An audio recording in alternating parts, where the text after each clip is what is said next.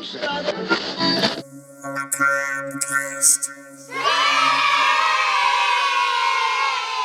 devil's on the loose and he's dancing with the mummy. Deep from the bowels of the Macabre Theater Laboratory, we bring you Macabre Cast. There is nothing wrong with your streaming service. You are exactly where you should be, where the slush puppy machine is always on and cold. Your favorite horror mag is on the rack, discreetly between Women's Wear Daily and Cosmopolitan. I'm your host, Dark Mark, along with my counterpart, Karis, the Little Mummy, here to bring you another episode of Macabre Cast, where we'll be dropping ours where they belong and adding them where they don't. This is a safe space for those who still believe Godzilla movies were better when it was just a guy in a rubber suit. Newbies welcome, regulars welcome back, and worsifers get out of here. Please, if you haven't already, click that subscribe button and tell a friend to do the same. Even that guy who does the least amount of work, but is always about taking the credit for all of it. Yeah, that guy. If you wish to interact with fellow Monster Kids, follow the Facebook page, Macabre Theater. It's there where you can send me a voice message through Messenger to be part of this show. A link can be found in the description of this episode. Macabre Cast, episode 122, begins now. 5, 4, 3, 2, 1, 0. Dorro il cast macabro. So, this week's topic is haunted objects. Movies that have a haunted or cursed object in them. A movie that's a major contender as a float in the Pooh Parade would be The Boogeyman from 1980. And I don't know what my fondness for this film is, because I do like it. But it's awful. The acting, the story. Well, not so much the story, it's just the exposition of the story. The music is good. The basic gist is a brother and sister get caught watching mommy and her boyfriend fooling around, and the boyfriend ties the little boy to his bed. Ew, seriously? That is so gross. Puts a gag in his mouth. And the sister cuts the brother loose with a large butcher knife. And then the brother plunges said knife into mommy's boyfriend's back while they're making love. This movie sounds like a pip. Movie jumps ahead 20 years. Both kids have issues. That's a shock. But where the topic in this week comes in is they visit the house they grew up in to confront their fears. And there's a mirror that is still there, that was there when this horrible thing happened. And now whenever they look into it, or whenever the sister looks into it, we see the boyfriend in it. And he's wearing a silk stocking over his face. It's pretty creepy looking. So this mirror is the haunted object. This could have been a great movie had it been executed properly by the right person. And The Boogeyman is a strong candidate for a remake. Want to hear a joke? Go ahead. I told my girlfriend she should embrace her mistakes. I didn't realize you had a girlfriend. So okay. So you told her she should embrace her mistakes? What did she do? She gave me a hug.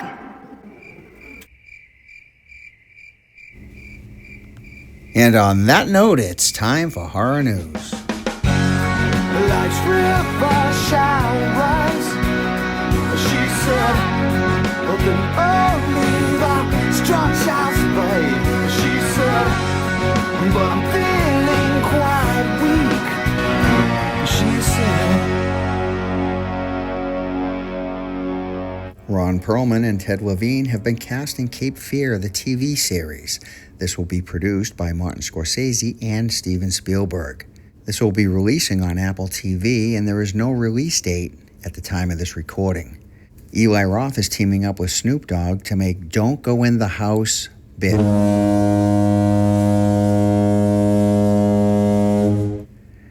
The only information at this time is it will be a haunted house movie. This was spawned by a fake trailer Roth made of the same name used in between Tarantino's Grindhouse double feature. Weapons released digitally last week. Black Phone 2 is slated to release in theaters October 17th, 2025. Also releasing October 17th will be Del Toro's Frankenstein, and then dropping on Netflix November 7th. Given The Shape of Water, I'll wait for Netflix. Am I beating a dead horse? Yes, I am. Lionsgate is teaming up to make a remake of the 1978 film Magic about the talking dummy Sam Raimi is set to produce. Tina Romero, daughter of George Romero, will be releasing her Living Dead film Queens of the Dead October 24th. A zombie apocalypse breaks out in Brooklyn, where a group of drag queens and club kids must put aside their differences and square off against the brain-thirsty dead. And that's it for horror news. She said,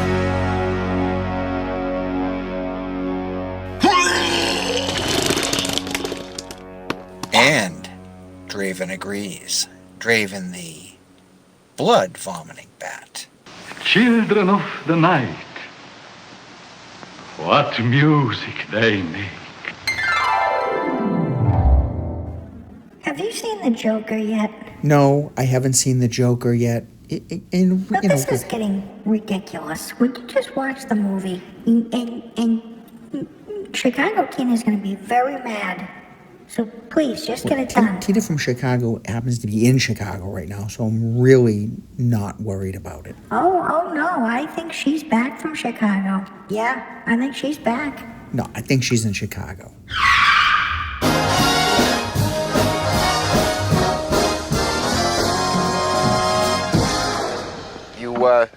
Want I should wash the dead bugs off the windshield? Hey, Dark Mark and Karis, the little mummy.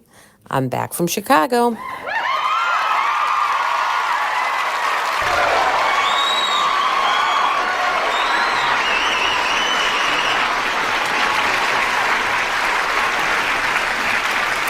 And Chicago is perfectly safe, and I had no problems at all, and I had one of the best weekends ever. And this past weekend, I went to the same concert that I went to in Chicago, and it was My Chemical Romance, in case you want to know.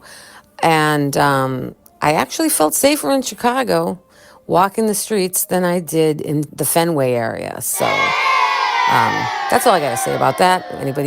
Don't give Chicago a bad rap because of what you're hearing on the news, because it's not true. Anyway, so I had a couple of things that I wanted to discuss today. First of all, I saw a couple of movies, and I started watching a new series on Netflix that is pretty good. But your question about the haunted object, I would have to say my favorite haunted object was the hat in the movie J.D.'s Revenge. Now, I know you've seen it, Mark, but I don't know if anyone else has seen it. But I'm not going to tell you about it. It's just every time this guy puts on this hat, he turns into somebody else. And it was a really good movie. But I saw it in the 70s in the movie theater. So, I don't know if it holds up to these, to today's standards, but whatever. But speaking of today's standards, I just watched Weapons, and I loved it. I could not believe how good that movie was. Thank you so much for not spoiling it, because I just didn't know where it was going, and I loved the ending. I thought the ending was so incredible. But I'm not going to spoil it for anybody else, but I definitely recommend the movie Weapons. Also, I am watching a new series on Netflix. Well, I don't know if it's new, but it's called Marianne. And it's a French Netflix film that it's subtitled, so you might have a problem with, but it's really good. And that's what I'm going to do after I hang up this call. I'm going to go and watch the second episode. Also, let's see what else. I think there was one more movie I watched. I can't think of it right now, but I'll tell you this. I'm going to see the movie The Monkey that you recommended. That'll probably be the next movie I watch. And, I watched the Netflix show that you recommended about the unknown number thing. I just don't understand one thing about that, unidentified caller or whatever it was called. I don't understand one thing. Why didn't these people just go out and get new phones? It didn't make any sense to me. I know it's a true story, but it was like I was sitting there going, I would have just not answered the phone. I wouldn't have read the messages. I would have gotten a new phone. I don't get it. Whatever. That's just me. But anyway, I'm glad to be back so I can talk to all of you guys. And sorry I missed the Jaws thing. I think I don't know if it's still in movie theaters. Maybe I could still catch it. Probably not, because that's how it goes. But I hope you guys are getting ready for Halloween. It's only a few weeks away. Well, maybe 6 weeks away, whatever. But that's something to look forward to. So I'll talk to you guys soon. Have a good week. Bye. Oh, one last thing. I love Theater of Blood. That's one of my favorite 70s horror movies. It's gruesome. It's funny. I'm glad you mentioned that because that's one of my favorites. And I did love Dr. Phibes. I'm sorry, but I did. Okay, that's all. See you later. Yeah, JD's Revenge from 1976, right at the peak of the glorious time in Hollywood known as blaxploitation. And, here comes the thriller, JD's Revenge. I first saw this on television on vacation in Florida at about the age of 9 or 10, alone in a hotel room while my parents were out for the evening lollygagging. This was a time period of no cable and very little content to choose from. So it wasn't a bad choice. Well, maybe not the best choice for a 9 or 10-year-old, but I guess you could say it was my first introduction to blaxploitation. And the basic premises of the film was that a black law student in the 1970s is possessed by a 1940s mobster out for revenge against those who killed him and his sister. Even this movie is mentioned in the 50 worst movies ever made, but I beg to differ and suggest that you educate yourself and see this one. And granted, it's not for everyone, especially for the generation growing up now. Probably be completely misunderstood, and they would think it is racist, even though it was made and stars black people. It was just a way of the times. It was just a different era, different time. I'm going to reserve any further comment, by the way, on weapons until I sit down for a rewatch, as I stated on Macabre Cast episode 120. I'm completely unfamiliar with Mary Ann, and I wish we had given a little more as to what that's about. And yes, please see The Monkey, as back on episode 95 of Macabre Cast, I gave it very high praise. Have a re-listen if you'd like. In Macabre Cast episode 118, when we did Real Life Monsters, Unknown Number, on an emotional abuse level, yeah, monster. At this point, if you haven't been made privy to the reveal, good for you. Try to see it before that happens. It's not unwatchable if you do hear about the reveal, but better if you don't know. After some time when we can actually throw spoilers out there, you monster kids that are interested in discussing Unknown Number, let me know. Do you want to discuss that documentary on Netflix? Does that fit into the real life monsters category? Please let me know. And Chicago Tina, as always, so great to hear from you. And we hope to hear from you again real soon. Maybe next week.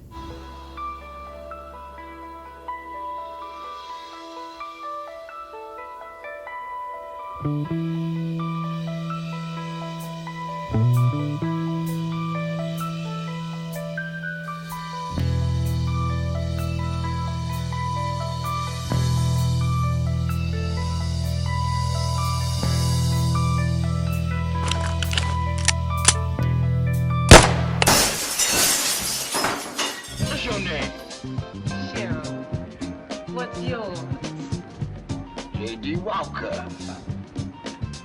The boss talker. The Walter Walker.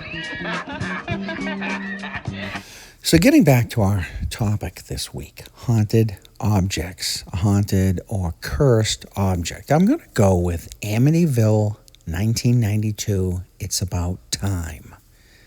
Now, I know what you're going to say. Dark, There are so many Amityville horror movies, and they're so bad. The only good ones are the first two. Well, I like Amityville 2, The Possession, anyway. But in 1992, they actually stumbled upon a great idea, and maybe even better for a cable series than a movie. But it's based around an antique clock that's found on the ruins of the now demolished, possessed Amityville house. And it ends up in the hands of a young architect, and he places it on his own mantle at home. And unexpected, strange incidents begin occurring. And this, to me, was a far better, avenue than most of the Amityville films took. And it's a shame that they couldn't have worked in possessed items from the house ending up all over the country, wreaking havoc. Well, this is a far better choice than what you picked earlier because the boogeyman is just awful. It's not so much the films, Karis, as it is the haunted object. Amityville 1992 isn't, that bad of a film. It's one of the better Amityville sequels. If you can track it down, Monster Kids, let me know. I'd like to know what you think of Amityville 1992.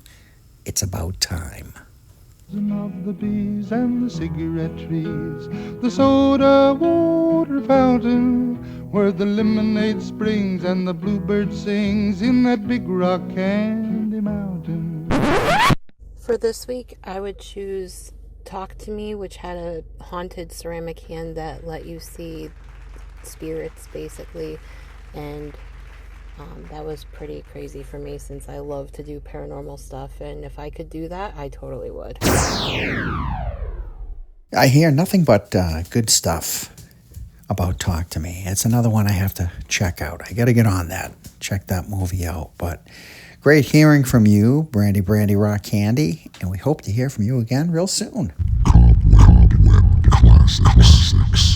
Welcome to Cobwebbed Classics, where I dust off a lost, forgotten, or just plain unappreciated film and introduce it to, or maybe just remind you about it, so your spooky Saturday night might run a little creepier. This week's Cobwebbed Classic is 1954's Them, directed by Gordon Douglas, starring James Whitmore, Edmund Santa Gwen, and Joan Weldon.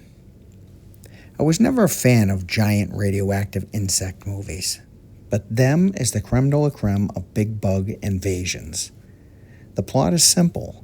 Atomic tests in New Mexico cause common ants to mutate into ginormous monsters. And what better insect to make into a monster than an ant? This movie works.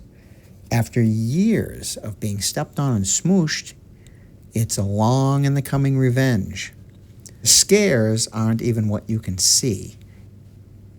It's what you hear when Them is coming.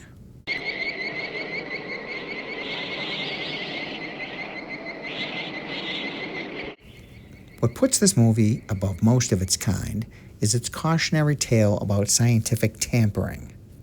Throw a Cold War angle in about destroying the threat to the country, and you have a decent little monster movie here. This was Warner Brothers' highest-grossing movie of that year. The flamethrowers used in the picture were standard World War II weapons and were loaned by the U.S. Army. The actors who handled them were combat veterans. Originally slated for color, 2 days before shooting began, the studio cut the budget, forcing them to film in black and white. But the bright red title Them in the beginning against black and white looks pretty cool, I must say. Leonard Spock Nimoy has a bit role in this, playing an Army staff sergeant reading a news story off of a teletype machine. Taglines for this gem are as follows: The amazing new Warner Brothers sensation. Fantastic monsters attack Earth. You've never seen the like of them. Kill one and two take its place. An endless terror, a nameless horror. This would make a great double feature with 1957's The Black Scorpion, 1954's Them, is this week's Classics. The following program is rated TV MALV. It contains strong language and violence. It is intended only for mature audiences.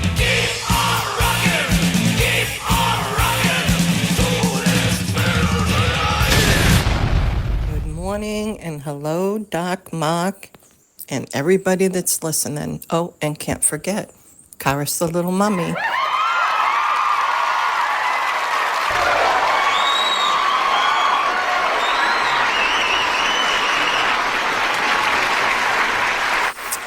So, I went and I saw The Conjuring last night, and I was a bit disappointed, and I'll tell you why.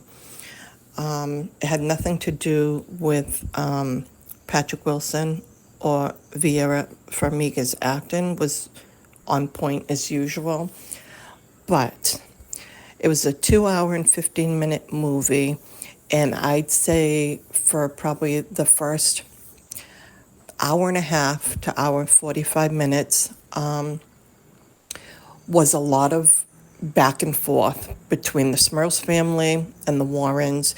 It was a lot of drama about the Warrens family. It was about Judy's birth, Judy's boyfriend, and, I don't want to say too much about what's going on. But it was lame. It had the same tropes, the same jump scares. I don't feel like they brought it up a notch. The Conjuring 1 and 2 definitely were 4 out of 5 stars as far as I'm concerned. I think they were both incredible movies. And when I saw 3, The Devil Made Me Do It, I kind of felt the same way. I thought it would be bigger and better, but 3 kind of was a red flag that probably this one wasn't going to be so hot. And it wasn't. Like I said, it was okay. I think it could have definitely been a lot scarier. And the back and forth was just too much. Ben Hardy, who played the boyfriend, I think was a terrible actor. I didn't think he was very good at all. And that's about it. I definitely would tell people to wait for this to stream. I don't think there's any reason to run out and hurry up and see it, as we did, hoping it was going to be a great hit. But nope. One of the top 2 disappointments this year as far as horror movies go and what I was expecting to get from them. So that's that. I want to say Grim Kim was talking about Channel Zero. I'm going to try to start watching that and see what that's about.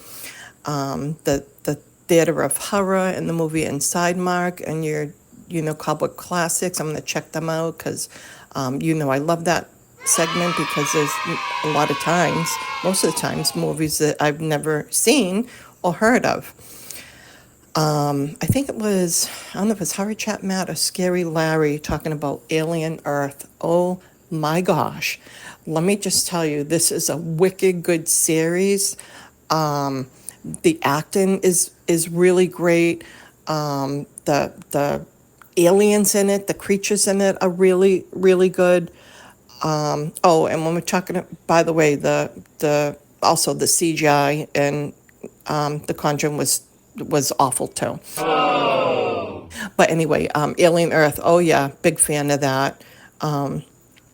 Been watching that. I haven't seen episode 6 yet. That's came out, I think, last night at 8 or Tuesday night. I got to catch up with that. You guys will hear this on Monday. So I will be going to see The Strangers Chapter 2. I will have already seen it, so I will be giving my review on that on Dark Marks, episode 123.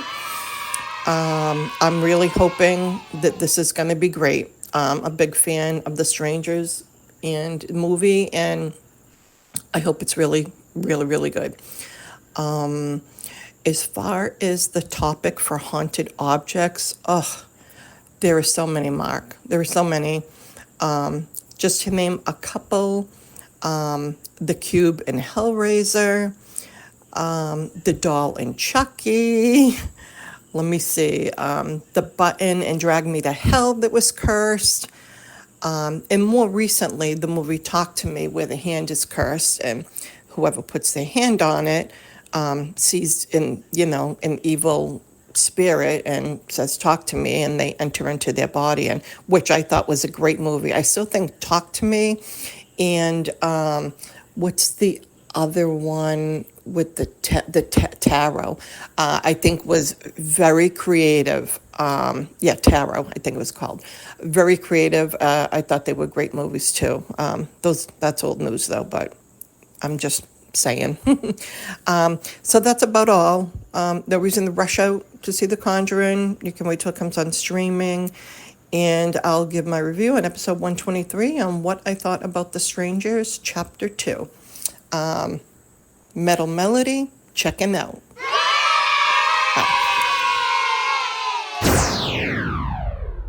Let me tell you something about Metal Melody. Now, I've met Metal Melody, and I don't think that she has a mean bone in her body. Such a nice, kind, respectful person. And quite frankly, I've had much feedback. She's the favorite part of the show. Most find her very funny, and so do I. And it's always a pleasure when you call in Metal Melody. And as always, seeing it before most. Thanks for the heads up on The Conjuring. Although I still might see it in the theater. I do enjoy seeing those movies in the theater. I am going to get on Alien Earth. And excellent picks for haunted objects. And you mentioned Talk to Me, and I know Brandy Rock Candy also mentioned that, and I got to get on that Talk to Me. I got to see that because I've heard nothing but good. And I'm wondering if it moves at breakneck speed because I know that you kind of like those type films. Yeah, nice person who swears a lot. Yes, Karis, there's some swearing, but it's not in an angry way. It's not at anybody. It could be habit. Maybe it's habit. And, we foghorn here anyway so that the children don't accidentally hear it. No children are listening to this show. And as far as people listening or watching, your viewership is down. Thank you, Karis, for that piece of factual statistic. Anyway, as always, Metal Melody, we love hearing from you week to week. Thanks again. Hope to hear from you again soon.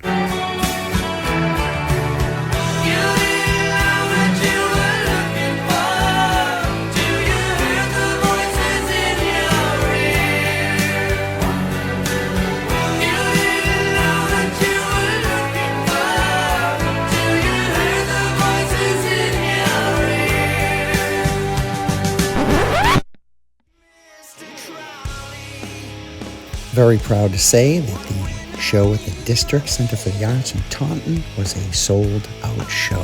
Thank you, everyone who came and shared that night with us.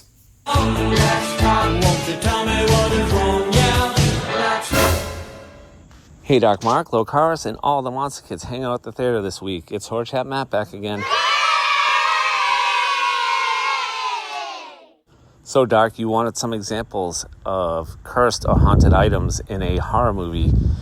Well, I have a handful of examples for you. Right off the top, I have a 1950 Plymouth Fury from Christine. Then I have a good guy doll that has the serial killer's soul of Charles Lee Ray from the Child's Play franchise. Gonna stick with the doll theme, and I'm going to say Annabelle from the Conjuring movies, although for my money, Annabelle in real life, which is actually a Raggedy Ann doll, is much more scary than anything that's happened in these Conjuring movies, especially with the developments from this past summer when they took her out on tour and all sorts of stuff started popping up, including the death of her handler under mysterious circumstances. And then last but not least is my personal favorite, the Necronomicon from the Evil Dead Army of Darkness franchise. And Dark, I'm curious, have you been checking out FX's or Hulu or Disney Plus, wherever you watch these shows now. It's very hard to keep track. But I do know Disney owns the property. Alien Earth series. It has really been well done. I've been very impressed with it. And last week's episode was the best of the bunch. I haven't watched this week, so I'm just curious if you've been checking that out, if you enjoyed the storytelling. As always, make mine Macabrecast. It sounds really windy wherever Horror Chat is. That's all I can say. Yes, it does. It does sound windy there. Horror Chat. Great picks. And I'm hearing a lot of repeat picks for the haunted objects. Chucky being one of them. And the Annabelle thing, yeah. The guy handling the doll dying mysteriously in the hotel room. That was in the news. That kind of went away for a while. But it does sound really creepy. And yes, the regular, Raggedy Ann doll is very spooky. But I can understand why they couldn't use that. I'm sure there's a rights issue in there somewhere. Necronomicon, that's one we haven't heard about. And Alien Earth, yes, I finally have an app, so to speak, on my Fire Stick that allows me to see things that normally I wouldn't get to see. And that is one of them. And I am going to get on it. I've heard nothing good. I've heard nothing bad about Alien Earth. It's all been big pluses. But they also say to rewatch Covenant before starting it. So I kind of plan to do that.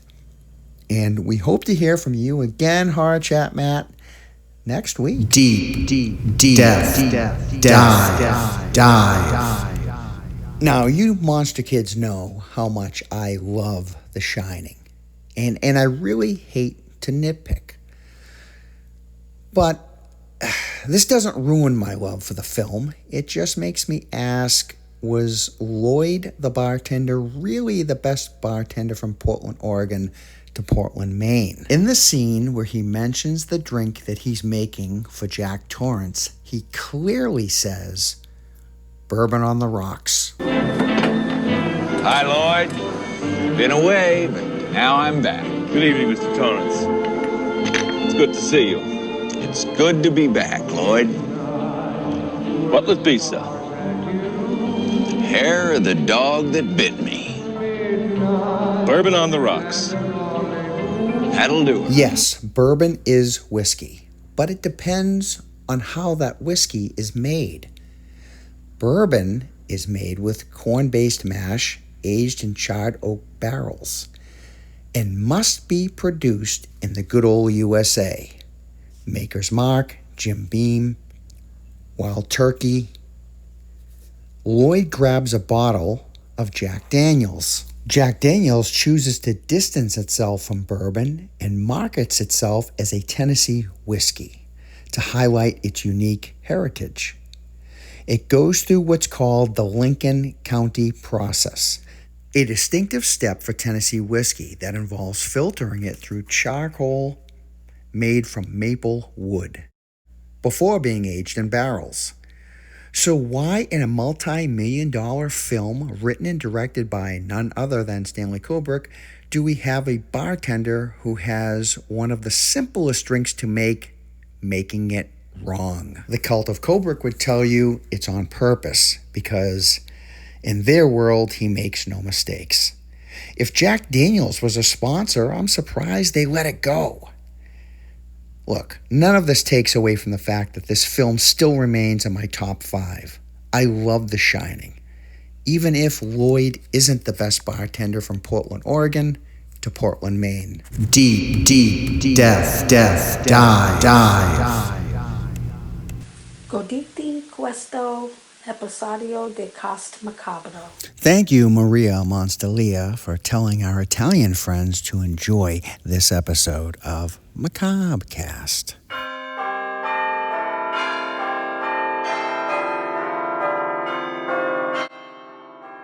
In 1972, when a reporter asked Elvis Presley what his political views were, he responded, "I'd just sooner keep my own personal views about that to myself, because I'm an entertainer, and I'd rather not say." Could not have been said better. The door to Macabre Theater is open to all, regardless of your political stance or your religion. This will not, nor ever, be a forum to discuss either topic. Our bond here is our love for all things horror. And if you share that, you are welcome here. Thank you for loving horror as I do. And hopefully, I'll see you next time on Dark Marks, that's me, channel. Beware the moon. Keep clear of the moors. But most of all, remember, be good to yourself. This is Dark Mark, signing off. See you soon, I hope.